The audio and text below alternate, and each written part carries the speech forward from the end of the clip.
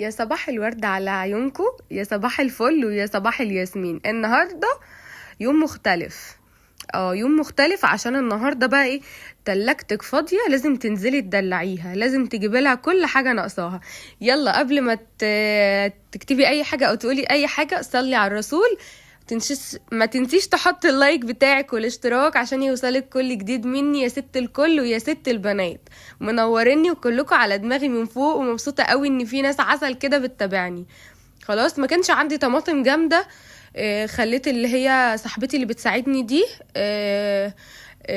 جابت لي طماطم، وجابت لي بطاطس، وجابت لي ليمون، وجابت لي بصل وفلفل الوان وفلفل اخضر. بصراحة دلعت التلاجة، وخيار بقى. وبصي نواقصي كلها.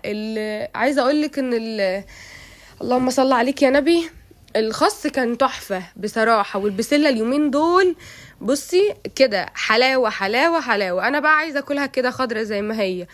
بصوا العشق بتاعتي، بحبها جدا جدا جدا. جابت لي بقى ايه؟ لقيت الجزر ايه ب10 جنيه، جابت له نص عشان انا مش عايزه جزر كتير، عشان انتوا عارفين ان انا عندي في الفريزر.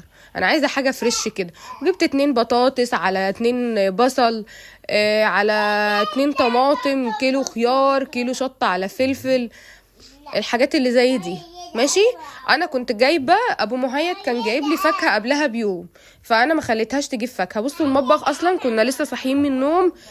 هنفطر بقى ونشوف ورانا ايه نعمله، ونبدأ بقى اليوم بالصلاة على الرسول.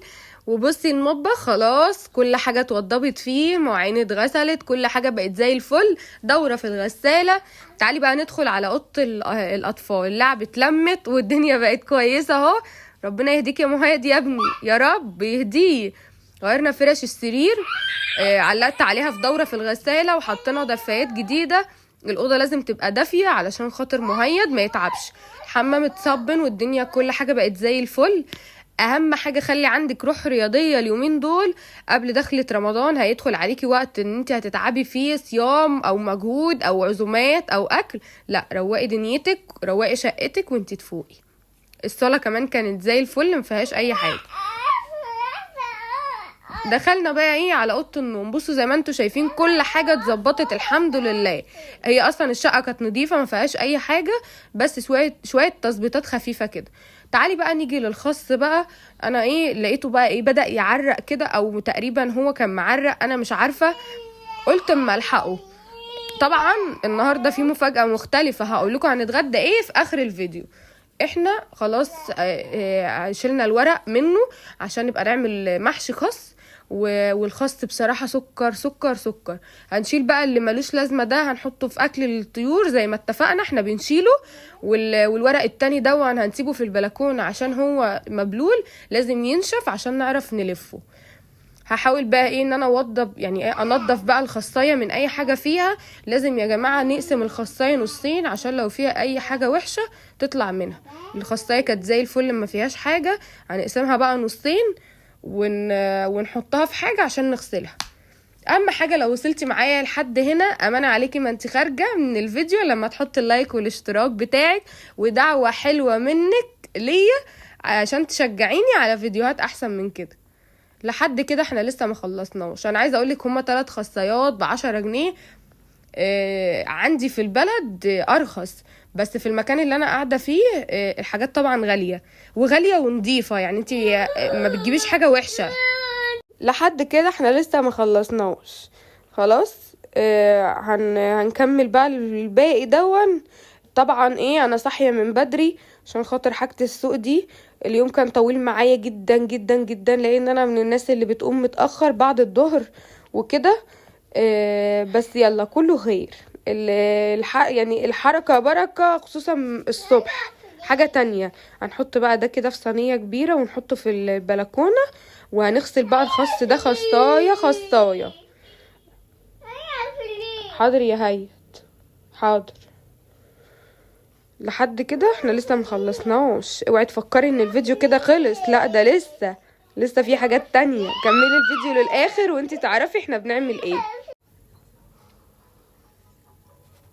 خليكي معايا، اوعي تروحي في اي حتة، خليكي معايا. بصي ونصفيهم بقى من الميه، غسلناهم كويس جدا خلاص. نحطهم بقى يصفوا الميه بتاعتهم على جنب. ناخد بقى ايه الورق ده ندخله البلكونه. بصوا حطيته في البلكونه اهو. انا كل شويه هقلب فيه يمين وشمال. طبعا فيه هدوم منشوره. انا هنا بوريكم البلكونه نضيفه ازاي وزي الفل. لو الدنيا شتيت الدنيا هتبوظ خالص. الشارع كمان بدأ يروق. اصلا امبارح بالليل كانت شتا جامد بالليل، مش دلوقتي، مش الصبح. ابو مهيت بقى جالي ودخل عليا بقى ايه بكيس. انتوا عارفين طلته، طلة بتختلف عن اي طلة. عملنا بقى ايه بصلتين 2 كبار كده قطعناهم، نزلنا عليهم بليمونة، ليمونة كاملة ماشي. وجاب عيش وعملت طبق طماطم وخيار.